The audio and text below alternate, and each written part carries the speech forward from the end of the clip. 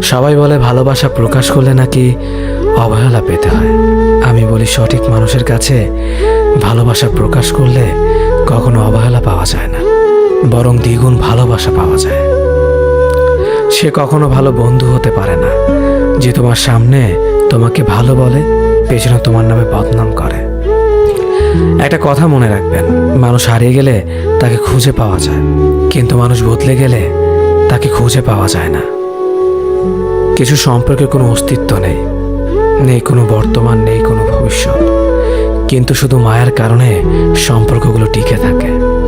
হেরে গিয়ে যে আবার চেষ্টা করার সাহস রাখতে পারে সেই প্রকৃত জয়ী। কোনো পুরুষ যখন পাগলের মতো কোনো নারীকে ভালোবাসে, সেই নারীকে সৌভাগ্যবতী বলা চলে। তুমি যত বিনয়ী হবে ততটাই খারাপ ব্যবহারের সম্মুখীন হতে হবে। যেদিন বেয়াদব হবে দেখবে মানুষ ততই চিন্তা করে কথা বলবে।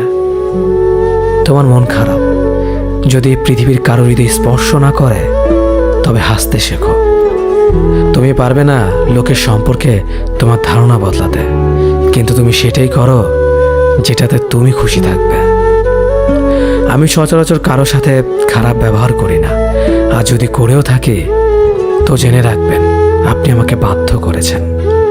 রাগী মানুষ রাগের মাথায় অনেক কিছুই বলে, কিন্তু রাগের শেষে তারাই সব থেকে বেশি কষ্ট পায়। সুন্দর চেহারা নয়, সুন্দর চরিত্রবান কাউকে জীবন সঙ্গী হিসেবে বেছে নিন। সুখ না পেলেও তার কাছ থেকে কখনো কষ্ট পাবেন না। মানুষ তার ব্যবহারের কারণে